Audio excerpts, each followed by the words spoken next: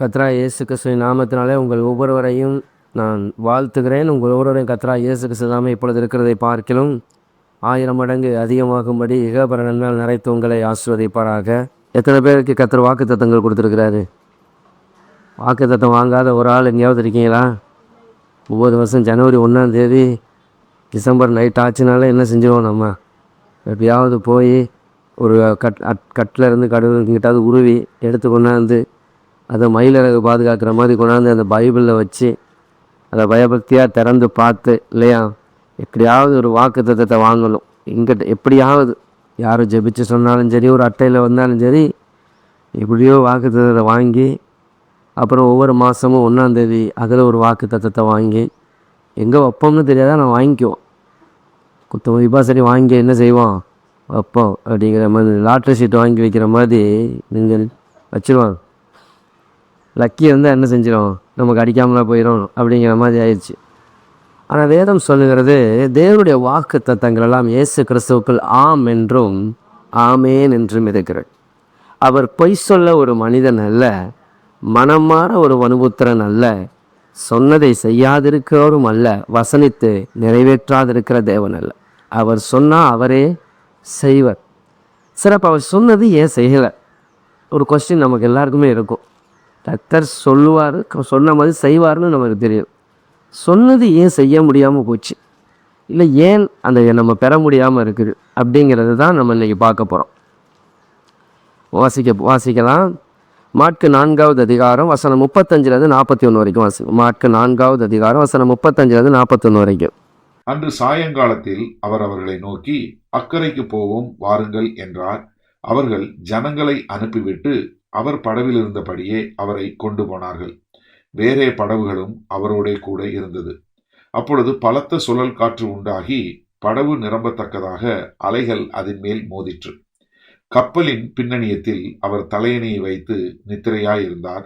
அவர்கள் அவரை எழுப்பி, போதகரே, நாங்கள் மடிந்து போகிறது, உங்களுக்கு கவலை இல்லையா என்றார்கள்.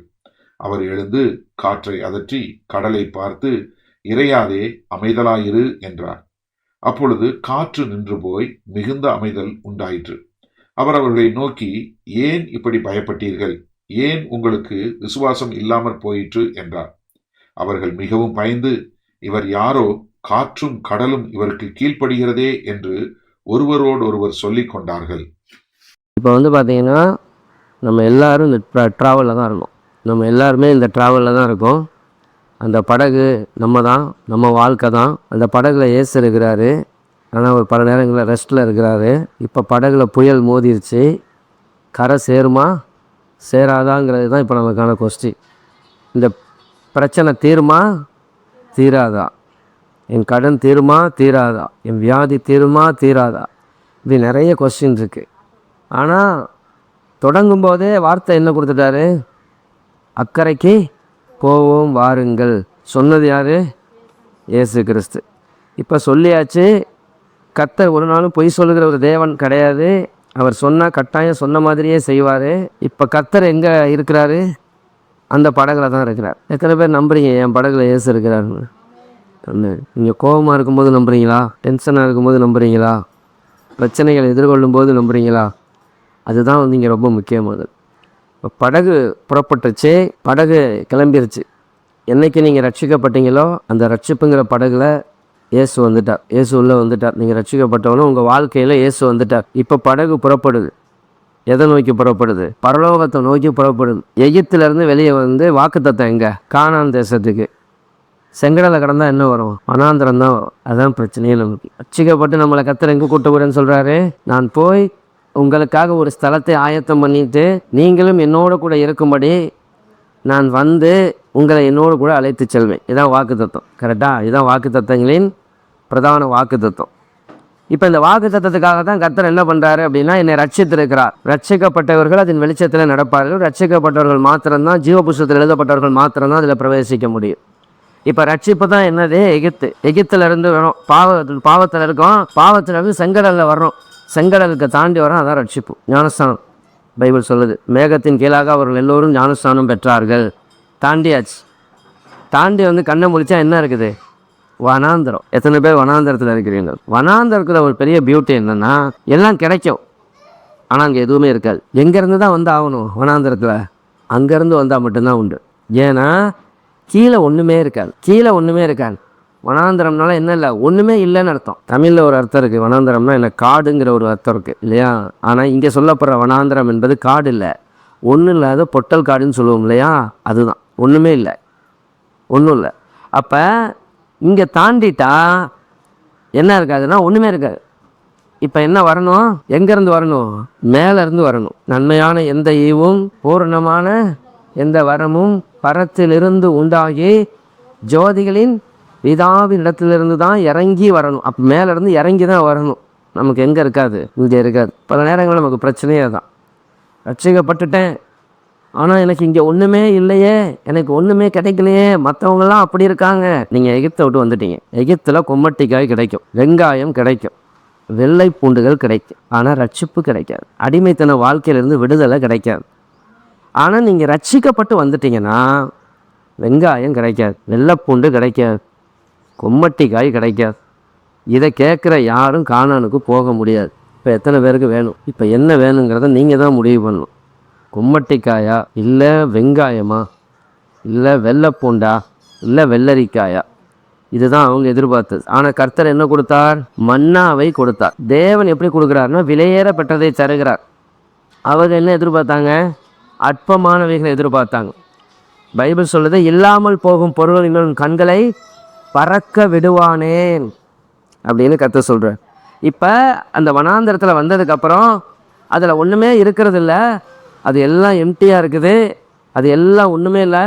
ஆனால் அங்கே எல்லாவற்றையும் அருளுகிற தேவன் இருக்கிறார். பகலிலே காத்துக்கொள்ளும்படியாக மேகஸ்தம்பத்தை அனுப்புகிறார், இரவிலே காத்துக்கொள்ளும்படியாக அக்னி ஸ்தம்பத்தை அனுப்புகிறார், அவர்கள் சாப்பிடும்படியாக மன்னாவை அருளி செய்கிறார், அவர்கள் குடிக்கும்படியாக கண்மலிலிருந்து தண்ணீரை புறப்பட பண்ணுகிறார். அவருடைய வஸ்திரம் பழமையாய் போகவில்லை, அவர்களுடைய கால்கள் வீங்கி போகவில்லை, அவருடைய பாதரட்சை தேய்ந்து போகவில்லை. இதே தேவன் நேற்றும் இன்றும் என்றும் மாறாதவராக இருக்கிறார். படகுல ஏறியாச்சு. அப்போ கன்ஃபார்மாக என்ன, எதை தாண்டினாதான் கானானுக்கு போக முடியும்? வனாந்திரத்தை தாண்டினாதான் கானானுக்கு போக முடியும். அந்த வனாந்திரத்தை எவ்வளோ நாளில் தாண்ட முடியும் அப்படின்னு கேட்டிங்கன்னா 11 நாள். எத்தனை நாள்? எத்தனை வருஷம் தாண்டினாங்க? 40 வருஷம். பல நேரங்களில் நம்முடைய வாக்கு தத்தத்தை என்ன பண்ணுவோம்? நம்ம சுற்றி வந்துக்கிட்டே இருப்போம். ஆனால் அதை உள்ளே என்ன செய்யணும்? 7வது நாள் உள்ளே வந்து 7 தடவை சுற்றினவொன்னே எங்கே போயிடணும்? எரிகோவுக்குள்ளே போயிட்டு எரிகோவை சுதந்திரிச்சிருக்கணும். சுற்றிக்கிட்டே இருந்தோம்னா சுற்றிக்கிட்டே இருக்கும். பல நேரங்களில் நம்முடைய வாக்கு தத்தங்கள் சுற்றிக்கிட்டே இருக்குது. தேவன் கொடுத்தது நிறைவேறாமல் இருக்கிறதுக்கு காரணம் என்ன? அது நமக்கு தெரியணும். ஏன் என்னுடைய வனாந்தரத்தை நான் சீக்கிரம் தாண்டலை? ஏன்னா எகிப்தும் இஸ்ரேலும் அது ஆப்பிரிக்கா கண்டத்துலேயும், இது வந்து ஐரோப்பா கண்டத்துலேயும் இல்லை. ரெண்டுமே எங்கே தான் இருக்குது? பக்கத்து நாடு தான். அது ஆப்பிரிக்கா கண்டம், இதுவும் ஆப்பிரிக்காவில் தான் வரும். பாதி ஆப்பிரிக்கா, பாதி ஆசியா, பாதி ஐரோப்பா. ஏன்னா வேர்ல்டோட சென்ட்ரல் இஸ்ரேல், வேர்ல்டோட சென்ட்ரல். எகிப்தோடைய அடுத்த பக்கத்து நாடு தான் என்னது? இஸ்ரேல். ஆனால் வாக்குத்தத்தமான அந்த தேசம் தான் கானான் தேசம்.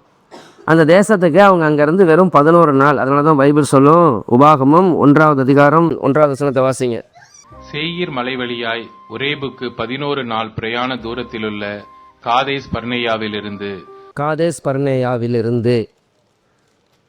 இந்த காதேஸ் பர்னேயா அப்படிங்கிறது எதுங்கன்னா எகிப்தியர்கள் அவங்க புறப்பட்ட இடம். சேயீர் மலை வழியாய் அந்த மலை வழியாக போய் அந்த ஓரேப், அங்கே தான் தேவன் அவர்களை சந்தித்தார். கரெக்டாக? ஓரேபில் தான் தேவன் சீனாய் மலையிலே அவர்களை சந்தித்தார். அதான் வந்து இப்போ இஸ்ரவேல் மக்களை சந்தித்த அந்த கானான் தேசத்தின் எல்லைன்னு வச்சுக்கோ. இந்த இடத்துக்கு எவ்வளோ நாள் தூரம்? 11 நாள் பிரயாண தூரம். எத்தனை நாள் போக வேண்டியதாகிடுச்சு? 40 வருஷம் போக வேண்டியதாகி போச்சு. சில நேரங்களில் நம்முடைய வாக்கு தத்தங்கள் தாமதமாவதற்கு காரணம் என்ன? சில நேரங்களில் தேவன் சொன்னதை பெற முடியாதபடி அந்த வனாந்தரத்திலே சுற்றுவதற்கு காரணம் என்ன அப்படிங்கிறத நாம் புரிஞ்சுக்கணும். நம்ம புரிஞ்சிட்டோம்னா இன்றைக்கி என்ன செஞ்சிடலாம்? 11 நாள் பிரயாணத்தை 11 நாள்லேயே போயிடலாம். பேசஞ்சர் ட்ரெயினில் போயிருக்கீங்களா? போனவங்களுக்கு தான் அதோடைய கஷ்டம் தெரியும். லாங் ட்ராவலுக்கு பேசஞ்சர் ட்ரெயின் ஏறினீங்கன்னா நீங்கள் வந்து நல்லா என்ன செய்யலாம்? எல்லா தேசத்தையும் சுற்றி பார்த்த மாதிரி இருக்கும். ஒரு வேகமாக போகிற எக்ஸ்பிரஸில் போய் பழக்கப்பட்ட ஆளுக பேசஞ்சர் ட்ரெயினில் ஏறினா இறங்கும்போது பைத்தியம் முடிக்காமல் இறங்கிட்டு அது ஒரு பெரிய ஆச்சரியம். சரியா? ஏன் எங்கே நிற்கும்னு தெரியாது, எல்லா இடத்துலையும் நிற்கும். வண்டி கிளம்புன மாதிரி தான் தெரிக்கும், நின்றுக்கிட்டே இருக்கும். அது மொத்தம் 5 மணி நேரம் ட்ராவலில் அது 11 மணி நேரமாக ஆக்கியிருக்கும். அப்போ நம்ம போக வேண்டிய சில பிரயாணங்களை, நம்ம பெற்றுக்கொள்ள வேண்டிய தேவனுடைய வாக்குத்தத்தங்களை பெற்றுக்கொள்வதற்கு எது தடையாக இருக்கிறது? இந்த வேத பகுதியில் இருந்து தான் கத்த இந்த நாளில் நம்மளோட பேச போகிறார். இப்போ படகுல இயேசு இருக்கிறார். படகு புறப்பட்டுருச்சு. ஆனால் படகு புறப்பட்ட கொஞ்ச நேரத்தில் என்ன வந்து விட்டது? புயல் வந்து விட்டது. எத்தனை பேருக்கு புயல் வந்திருக்கு? எத்தனை பேர் புயலுக்கு நடுவில் இருக்கீங்க? எத்தனை பேர் படகுல தண்ணி வந்துருச்சு? எல்லாம் வரும். பல நேரங்களில் நம்ம என்ன நமக்கு இருக்க பெரிய சிக்கல் அப்படின்னா, நமக்கு பிரச்சனை வந்தவொடனே எல்லாருமே உடனே யார் மேலே பழிய போட்டுருவோம்? ஆண்டவர், பிசாசு, எல்லார் மேலேயும் பயங்கரமாக இது பண்ணுவோம் இல்லையா? ஆனாலும் கூட சில ரூட்டில் சில காரியங்கள் இருக்கத்தான் செய்யும், சில வேகத்தடைகள் இருக்கத்தான் செய்யும். இப்போ இங்கே வந்தவொடனே புயல் வந்துருச்சு, புயல் வருது. ஏசு அந்த படகுல இருக்கார், புயல் வருது. இப்போ படகு போய்கிட்டு இருக்குது. புயலில் என்ன செய்ய முடியலை, அவங்களால ஒன்றும் பண்ணவே முடியலை. இப்போ ஏன் கர்த்தர் புயல் அங்கே வந்துச்சு? வாசிங்க, மத்தேயு 7 24 27 வரைக்கும் வாசிங்க. மத்தேயு 7 24 27 வரைக்கும். ஆகையால் நான் சொல்லிய இந்த வார்த்தைகளை கேட்டு இவைகளின்படி செய்கிறவன் எவனோ அவன் கன்மலையின் மேல் தன் வீட்டை கட்டின புத்தியுள்ள மனுஷனுக்கு ஒப்பிடுவேன். பெருமலை சொரிந்து பெருவெள்ளம் வந்து காற்று அடித்து அந்த வீட்டின் மேல் மோதியும் அது விழவில்லை, ஏனென்றால் அது கன்மலையின் மேல் அஸ்திவாரம் போடப்பட்டிருந்தது. நான் சொல்லிய இந்த வார்த்தைகளை கேட்டு இவைகளின்படி செய்யாதிருக்கிறவன் எவனோ அவன் தன் வீட்டை மணலின் மேல் கட்டின புத்தி இல்லாத மனுஷனுக்கு ஒப்பிடப்படுவான். பெருமழை சொரிந்து பெருவெள்ளம் வந்து காற்று அடித்து அந்த வீட்டின் மேல் மோதின போது அது விழுந்து முழுவதும் அழிந்தது என்றார். இப்போ கர்த்தர் இங்கே சொல்கிறார், ஒன்று கண்மலை மேலே வீடை கட்டினது, இன்னொன்று மணலின் மேலே வீடு கட்டிடும். ஆனால் ரெண்டுக்கும் என்ன வரும்? ரெண்டுக்கும் காமன் தான். காமனாக ஒரே விஷயந்தான். என்னது? புயல் உண்டு, வேற ஒன்று வெள்ளம் உண்டு, காற்று உண்டு. எத்தனை பேருக்கு இப்போ புரிஞ்சிருச்சா? புயல் வருதா? வரும். காற்று வருதா? வரும். வெள்ளம் வருதா? வரும். ஏன் கர்த்தர் என்ன சொன்னார்? உலகத்தில் பஞ்சுமெட்டையும் பக்கோடாவும் உண்டுன்னு சொன்னாரா? என்ன சொன்னார்? உண்டு, ஆனாலும் திடன்குள் இருக்கும். நம்ம அப்போ கொஞ்சம் திடன் கொண்டு என்ன செய்யணும்? நாம் இப்போ அதை எப்படி ஃபேஸ் பண்ணுறோங்கிறதுல தான் நமக்கு காரியம். நமக்கு பிரச்சனை வராதுன்னு பைபிள் சொல்லவே இல்லை. அப்போ இயேசு படகுல இருந்தால் பிரச்சனை வருது. பிரச்சனை வந்தாலே அதுக்கு காரணம் கர்த்தர் இல்லை. எனக்கு பிரச்சனை வந்தாலே அதுக்கு காரணம் உடனே பிசாசு இல்லை. பிரச்சனை வரும். பிரச்சனைங்கிறது வரும். 1 கொரிந்தியர் 10வது அதிகாரம் 13வது வசனம். 1 கொரிந்தியர் 10:13. மனுஷருக்கு நேரிடுகிற சோதனையே அல்லாமல் வேறே சோதனை உங்களுக்கு நேரிடவில்லை. தேவன் உண்மையுள்ளவராய் இருக்கிறார். உங்கள் திராணிக்கு மேலாக நீங்கள் சோதிக்கப்படுகிறதற்கு அவர் இடங்கொடாமல் சோதனையை தாங்கத்தக்கதாக சோதனையோடு கூட அதற்கு தப்பிக்கொள்ளும்படியான போக்கையும் உண்டாக்குவார். ஆமே, இந்த வசனம் பைபிளில் தானே இருக்குது. இப்போ மனுஷருக்கு நேரிடுகிற சோதனை எல்லாம் அப்படின்னு என்ன அர்த்தம்? எல்லாருக்கும் வர்ற மாதிரி பிரச்சனை உங்களுக்கு என்ன செய்யும்? வரும். ஆனால் முடிவுகளை கொடுப்பார். உங்கள் வாழ்க்கையில் நடக்கக்கூடிய எந்த ஒரு காரியமாக இருந்தாலும் சரி, அவர் மறந்து விடுகிறதே இல்லை. நீதிமானுக்கு நேரிடுகிறது போலவே துன்மார்க்கு நேரிடுவது நீதிமானுக்கு நேரிடுகிறது. கவலையாக தான் இருக்குல்ல. ஆனால் பைபிள் என்ன சொல்லுதுன்னா, நீதிமானுக்கு வரும் துன்பங்கள் எவ்வளவா இருக்கும்? எத்தனை பேருக்கு அநேகம் வருது? அநேகம் இருந்தால் இங்கெல்லாம் நீதிமான்கள்லாம் ஒரு அழிலியா சொல்லுங்க பார்ப்போம். அல்லேலூயா.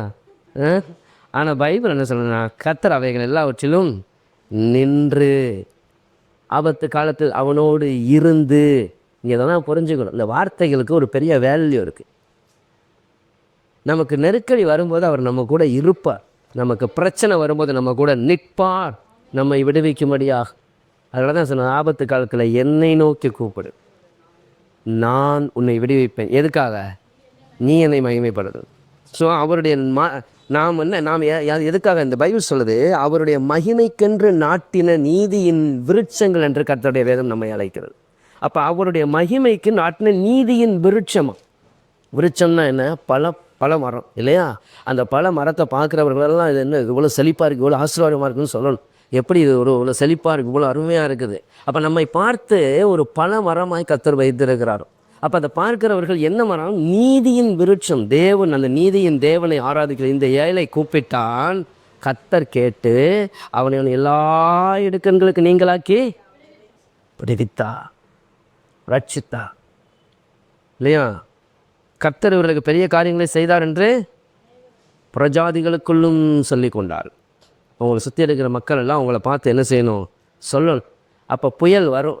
உங்களுடைய புயலையும் கர்த்தர் தெரிய வைப்பார். பல நேரங்களில் மற்றவங்களுக்கு நம்ம புயல் தெரிஞ்சால் நமக்கு ஒரே பதட்டமாக இருக்குது. நம்ம முடிஞ்ச வரைக்கும் புயலை மறைக்க முயற்சி பண்ணுவோம். எந்த காலத்துலையாவது புயலை மறைக்க முடியுமா? முடியவே முடியாது. ஏன்னா இந்த ஃபேனில் கொஞ்சம் மறைச்சிடலாம், பெருசாக இது சின்ன காற்றெல்லாம் மறைச்சிடலாம். புயல் என்ன செய்யும்? அடித்து தூக்கும் எல்லாத்தையுமே. ஆகவே உங்கள் வீட்டில் நடக்கக்கூடிய புயல்கள் பக்கத்து வீட்டுக்காரர்களுக்கு தெரிந்தால் பயப்படாதிருங்கள்.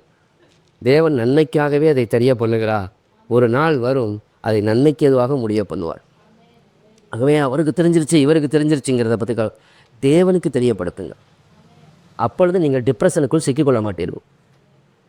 புரியுதா உங்களுக்கு? டிப்ரெஷனுங்கிற ஆவி ஏன் வருதுன்னா, அங்கே செல்லலை.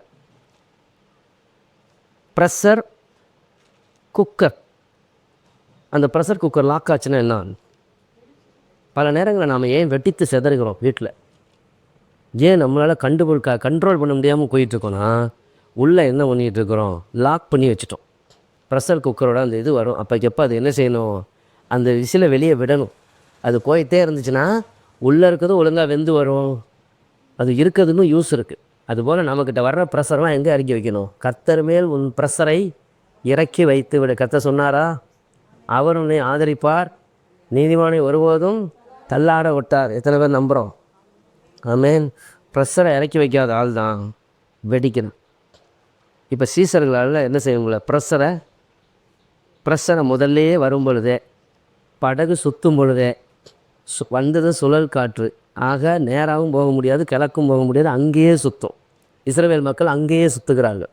நம்ம வாழ்க்கையை சில நேரங்களில் ஒரே இடத்துல சுற்றுதுன்னா நம்ம போக வேண்டியது எங்கே? கர்த்தர்கிட்ட போய். ஏன்னா அவருக்கு தெரியும் அந்த அந்த படகை எப்படி கொண்டு போய் சேர்க்கணுன்ட்டு, அந்த காரியத்துக்கு எப்படி முடிவை கொண்டு வரணும்னு அவருக்கு தெரியும். அவர் அறிந்திருக்கிறார். அப்போ நாம் அங்கே போயிருக்கணும். இவர்கள் என்ன செய்யலை? அங்கே போகலை. இவர்கள் தங்களுடைய பலத்தில் என்ன பண்ணிட்டாங்க? எல்லாத்தையும் பண்ணதுக்கப்புறம் என்ன வந்துருச்சு? கர்த்தர் வேதம் சொல்லுது, பிலிப்பியர் 4வது அதிகாரம் வசனம் 6 படிங்க பார்ப்போம். நீங்கள் ஒன்றுக்கும் கவலைப்படாமல் எல்லாவற்றையும் குறித்து உங்கள் விண்ணப்பங்களை ஸ்தோத்திரத்தோடே கூடிய ஜபத்தினாலும் வேண்டுதலினாலும் தேவனுக்கு தெரியப்படுத்துங்கள். ஆமே. யாருக்கு தெரியப்படுத்தணும்? அடுத்த வசனத்தை வாசிங்க. அப்பொழுது எல்லா புத்திக்கும் மேலான தேவ சமாதானம் உங்கள் இருதயங்களையும் உங்கள் சிந்தைகளையும் கிறிஸ்து இயேசுவுக்குள்ளாக காத்துக்கொள்ளும். அல்லேலூயா. எத்தனை பேரை காத்து கொள்ளுகிறது? காத்து கொள்றாள்னா அல்லேலூயா சொல்லுங்க பார்ப்போம். என்னை தேவ சமாதானம் காத்து கொண்டுச்சு. யாரெல்லாம் கொண்டு போய் உங்கள் பிரச்சனையை கர்த்தர்ட்ட கொடுத்துட்டீங்களோ ஆட்டோமேட்டிக்காகவே அதை அவர் பார்த்துக்கொள்வார். அப்போ நீங்கள் என்ன செய்ய வேண்டியதில்லை. நீங்கள் ஒரு டிப்ரெஷனோட சுற்ற வேண்டிய அவசியம், ஒரு ப்ரெஷர் குக்கரை போல் இருந்து அப்போக்கப்போ வெட்டிச்சு செதற வேண்டிய எந்த அவசியமும் இல்லை. அதை அவர் பார்த்து கொள்வார். கர்த்தருடைய பருவத்தில் பார்த்து கொள்ளப்படும். அது எல்லாமே அவருக்கு தெரியும். நம்முடைய வாழ்க்கையில் நமக்கு எல்லாம் வருவதற்கு முன்பதாகவே அவருக்கு எல்லாமே தெரியும், இல்லையா?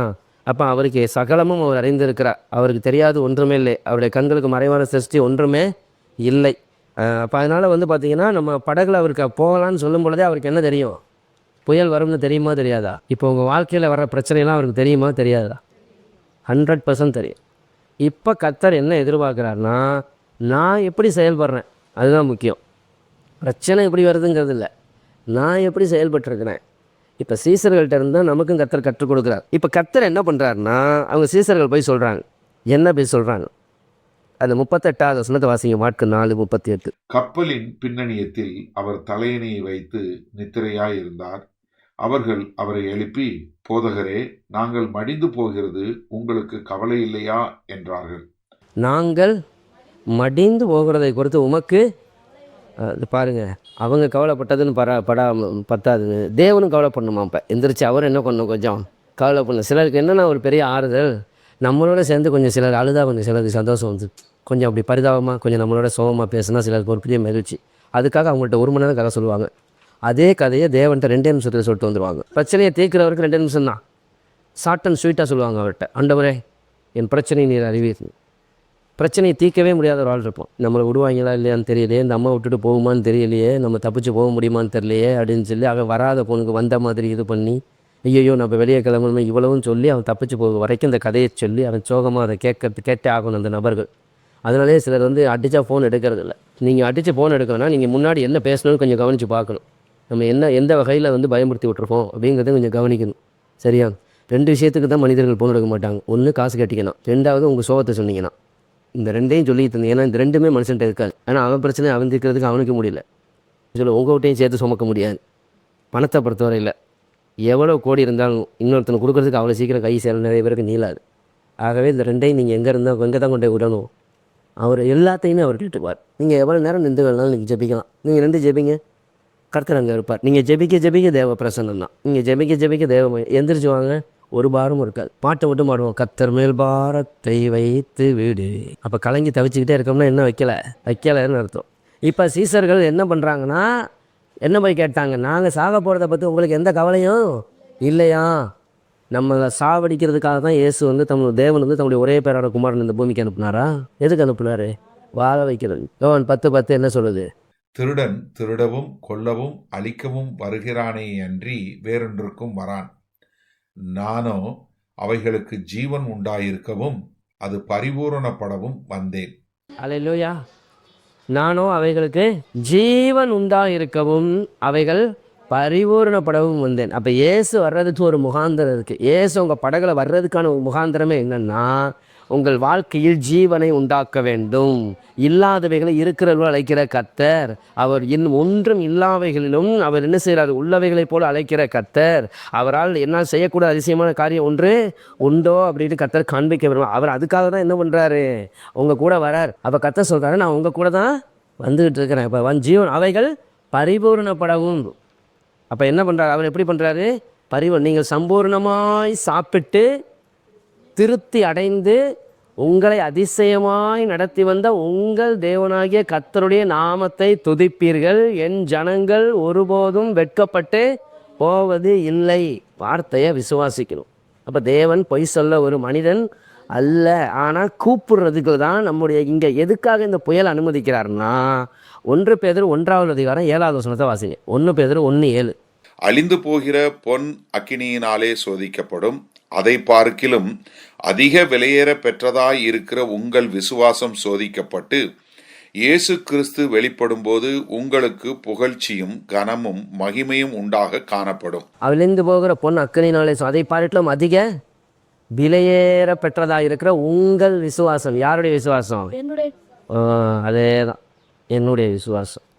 நம்ம பொதுவான விசுவாசிகள். நமக்கு பேரை என்ன தான்? விசுவாசிகள் தான், பிலீவர்ஸ் தான். ஆனால் இந்த விசுவாசிகள் விசுவாசமாக இருக்கிறார்களாங்கிறது ஒரு சோதனையில் தான் தெரியும். சோதனை காலத்தில் தான் நமக்கு நெருக்கடி வரும்பொழுது தான் சோதிக்கப்பட்ட பின் நான் பொன்னாக துலங்குவேன் அப்படிங்கிறான் பக்தர், இல்லையா?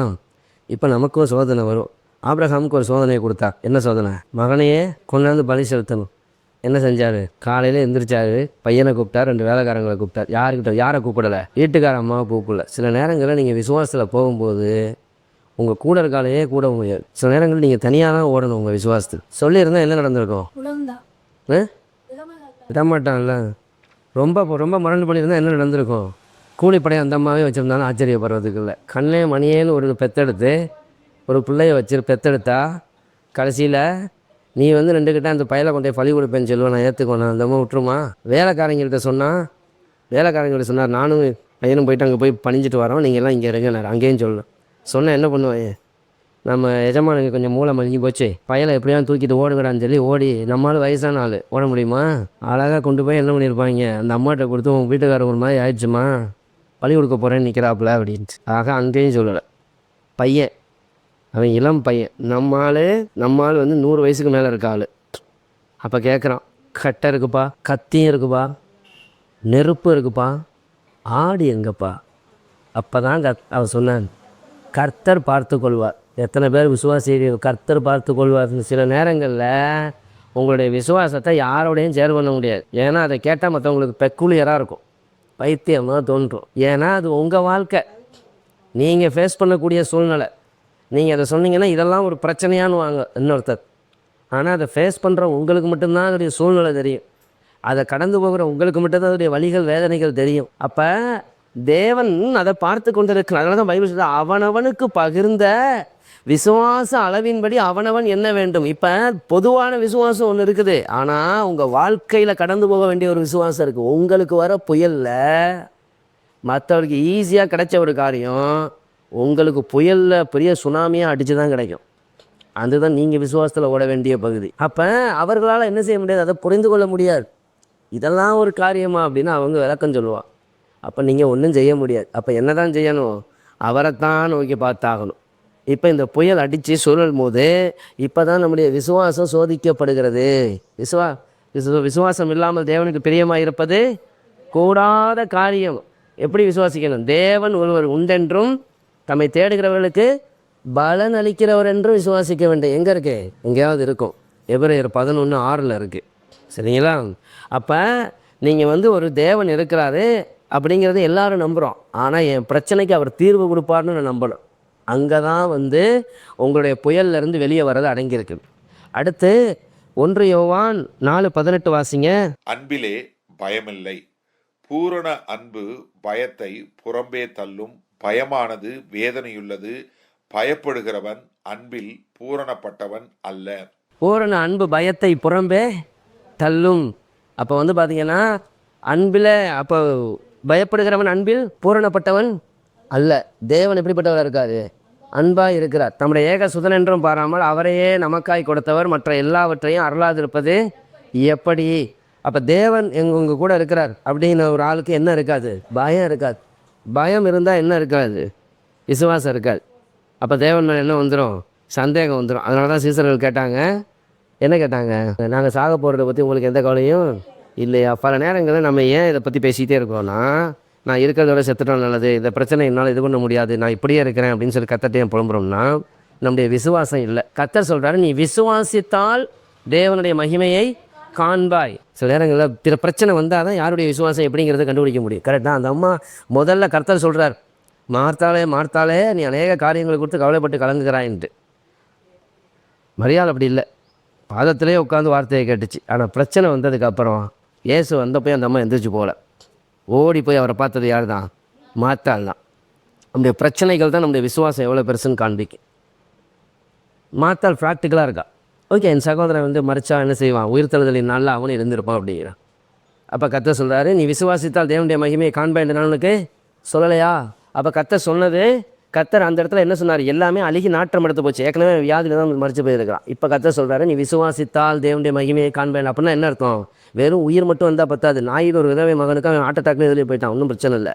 அவனுக்கு வெறும் ஜீவன் மட்டும் வந்தால் போதும், அப்படியே பாடி வந்துச்சு உட்காந்துரும். இங்கே அப்படி இல்லை, மொத்த பாடியையும் என்ன பண்ணணும், க்யூர் பண்ணி ஆகணும். ஏன்னா ஏற்கனவே அவன் பெரிய வியாதியில், மரணத்துக்கு ஏதுவான வியாதியில் எல்லாம் இதான் அவன் இறந்து போயிட்டான். அப்போ மொத்தத்தையும் கர்த்தர் டோட்டலாக சரிப்படுத்தணும். ஆனால் கர்த்தர் சொல்கிறாரு, 4 நாள் ஆகி போச்சு, சொந்த சகோதரியை சொல்லிட்டா, நீ நாரும் ஆண்டவர், எல்லாமே முடிஞ்சு போச்சு. அங்கே தான் கர்த்தர் சொல்கிறாரு, நான் செய்வேன், நீ விசுவாசித்தால். இதுதான் விசுவாசம். அப்போ இந்த விசுவாசம்தான் நம்முடைய வாழ்க்கையில் புயல்களை என்ன செய்யும், அடக்கும். முதலாவது விசுவாசம் தேவை. அப்போ கர்த்தர் அடுத்து சொல்கிறாரு, எலும்பி கர்த்தர் அடுத்த ஒரு காரியத்தை செஞ்சார். எலும்பி என்ன செஞ்சார், காற்றையும் கடலையும் இறையாதே அமைதலாயிருந்து என்ன செஞ்சார், அதட்டினார். மாற்கு 11வது அதிகாரம் வசனம் 23, 24 வாசிங்க.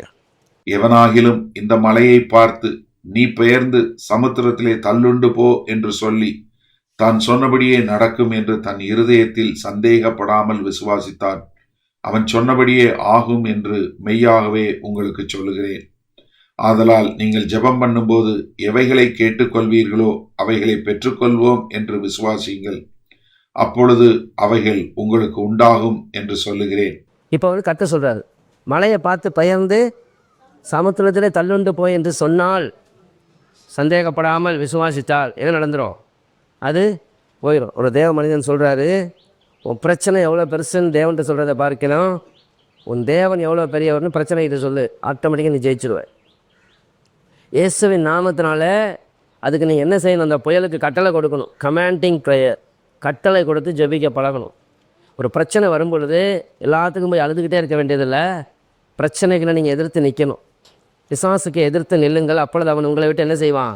ஓடி போவான். அப்போ என்ன செய்யணும்? இயேசுங்கிற நாமத்தை பயன்படுத்தி அவர் அங்கே தான் அந்த அத்தாரிட்டேஷனை கற்றுக் கொடுக்குறார். பயந்து நடுங்கிறதுக்குள்ள என்ன செய்யணும்? தைரியமாக, நீதிமான்கள் சிங்கத்தை போல தைரியமாக இருக்கிறார்கள். அதிக பலனுக்கு ஏதுவான உங்கள் தைரியத்தை விட்டு விடாதிருங்கள். என்ன செய்யணும்? இயேசுவின் நாமத்தினாலே இந்த பிரச்சனை ஒழியட்டும். ஒரு போராட்டம் வரும்பொழுது அந்த போராட்டத்தின் ஆவியை கட்டி ஜெபிக்கணும், அதை துரத்தணும்.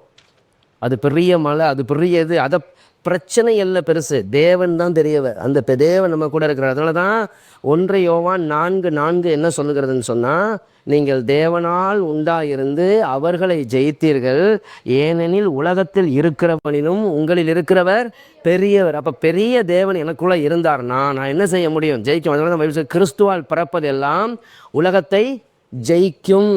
எது ஜெயிக்கும்? நம்முடைய விசுவாசமே உலகத்தை ஜெயிக்கிற ஜெயம். அந்த விசுவாசம் இருந்துச்சுன்னா என்ன வந்துடும்? தைரியம் வந்துடும், பயம் இருக்காது, தேவன் மேலே சந்தேகம் இருக்காது. கமாண்டிங் பண்ணி ஜெபிச்சா என்ன நடக்கும்? நமக்கு வெற்றி கட்டாயம் வரும், நம்ம ஜெயிப்போம், நம்ம தோற்று போவது இல்லை. இப்போ வருவோம். இப்போ எழுப்புதலை எத்தனை பேர் நம்புறீங்க? இது உங்கள் வாழ்க்கைக்கான முடிஞ்சிருச்சு. ஒரு 5 நிமிஷமாவது எழுப்புதலை பற்றி பேசிடுவோமா, அப்புறம் ஜெபிக்கலாம். எத்தனை பேர் நம்புறீங்க எழுப்புதல் வரும் என்று? பூமியின் எல்லைகளில் உள்ளவர்கள் எல்லோரும் நம்ம தேவனுடைய ரட்சிப்பை காண்பார்கள், பைபிள் சொல்லியிருக்குது இல்லையா? ராஜ்யத்தின் இந்த சுவிசேஷம் உலகமெங்கும் சாட்சியாய் பிரசங்கிக்கப்படும், அப்பொழுது முடிவு வரும் இல்லையா?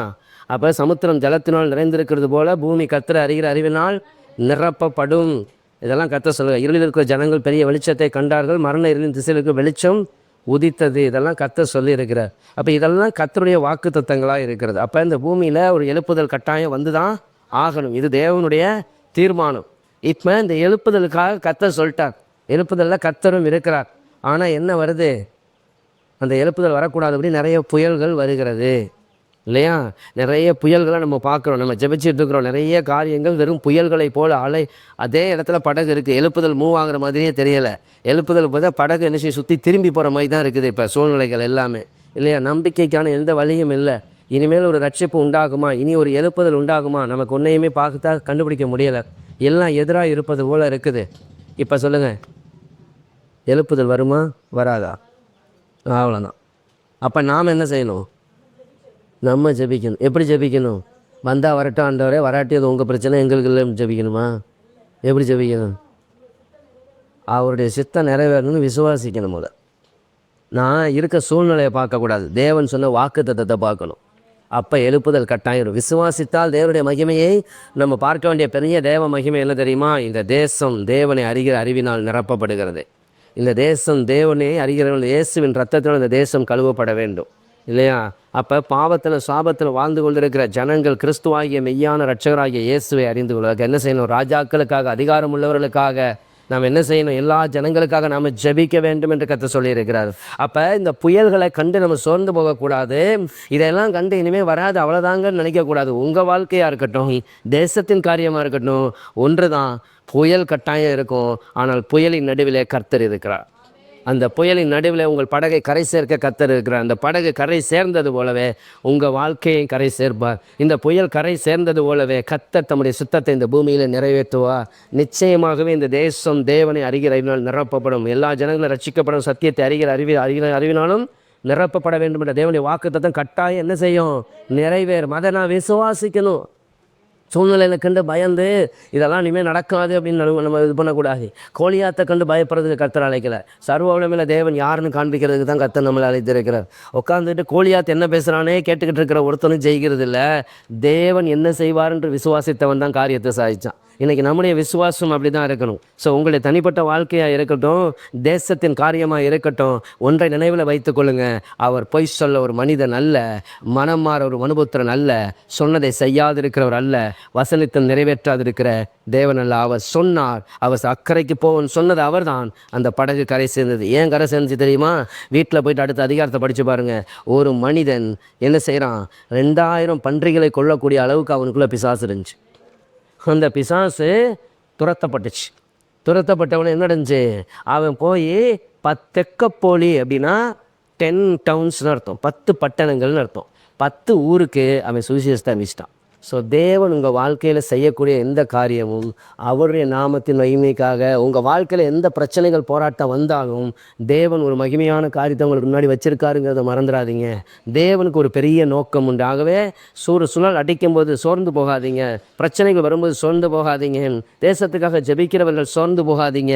நீங்கள் காரியங்களை பார்க்காதீங்க, வாக்கு பண்ணின கர்த்தரை மாத்திரம் பாருங்கள். நீங்கள் அவரை நோக்கி கூப்பிடுங்க, அவரை நோக்கி பாருங்க, அவர் காரியங்களை மாறுதலாய் முடிய பண்ணுவார். எல்லாம் அப்படியே அமரும், எல்லாம் ஒன்றுமில்லாமல் போகும். எல்லாவற்றையும் கர்த்தர் நிர்மூலமாக்குவார். கர்த்தர் எல்லாத்தையும் மாற்றுவார், தேவன் மாற்றுவார். பாபிலோனியர்கள் சிறைபிடித்து கொண்டு போனார்கள். தானியேல் அங்கே தான் இருந்தான். பாபிலோன் சாம்ராஜ்யம் விழுந்துச்சு, மேதிய பெர்சிய சாம்ராஜ்யம் வந்துச்சு, தானியேல் அங்கே தான். கர்த்தர் வாக்கு பண்ணின பிரகாரமாகவே தன் ஜனங்களை மீட்டு கொண்டு வந்தார். மறுபடியும் தேவாலயம் கட்டப்பட்டுச்சு. இடித்த பாபிலோன் சாம்ராஜ்யம் அப்போ இல்லை, அழிஞ்சு போச்சு. ஸோ இன்றைக்கு ஞாபகத்தில் வைத்துக்கொள்ளுங்க, எதிராக எளிமை நிற்கிறவர்கள் எவ்வளோ பெரிய பாபிலோன்கிறது முக்கியம் இல்லை, தேவன் எவ்வளோ பெரியவர் என்பது தான் முக்கியம். நம்முடைய தேவன் அவர் சரித்திரங்களின் தேவன். சரித்திரங்களை திரும்பி பார்த்தீங்கன்னா எத்தனையோ ராஜ்யங்கள் எழும்பி இருக்குது கிறிஸ்தவத்தை அழித்து விடுவோம்னு சொல்லி. இன்றைக்கு அப்படிப்பட்ட எந்த ராஜ்யங்களும் இல்லை. ஆனால் கிறிஸ்துவின் ராஜ்யம் இன்றைக்கும், ஏனெனில் அது கைகளால் பெயர்க்கப்படாத ஒரு கல் புரண்டு வந்து அதை முற்றிலுமாக இந்த சிலையை உடைத்து நொறுக்கி அது பெரிய பர்வதமாய் மாறி நித்திய ராஜ்யம். அதை ஒருவர் அழிக்க முடியாது. தேவனுடைய ராஜ்யம் இந்த பூமியில் பரலோகத்தில் செய்யப்படும், பூமியில் சதி செய்யப்படுவதாக. ஏன் உடைய ராஜ்யம் வருவது, அவருடைய ராஜ்யம் இங்கே வரணும், அதுதான் அவருடைய சித்தம். இப்போ இந்த அவருடைய ராஜ்யத்துக்காகத்தான் நம்ம எல்லாம் நின்றுருக்கோம். இன்றைக்கி அந்த படகுல நாம் எல்லாம் இருக்கிறோம், அவருடைய ராஜ்யம் இந்த பூமிக்கு வருவதற்காக. அந்த ராஜ்யத்தின் பயணத்தில் நாம் இருக்கிறோம். நாம் அங்கே போவது மாத்திரமல்ல, அங்கே இருக்கிற அந்த ராஜ்யம் இந்த பூமிக்கு வரணும். அதுக்காக தான் நம்மளை கர்த்தர் இங்கே வச்சிருக்கிறாரு. அந்த ராஜ்யத்தை கொண்டு வருகிற ஒரு வேலையில் நாம் இருக்கிறோம். ஆகவே சோர்ந்து போகாதிருங்கள். கர்த்தர் உங்கள் வாழ்க்கையில் மகிமையானவைகளை செய்வார், உங்களை கொண்டு மகிமையானவைகளை கர்த்தர் செய்வார்.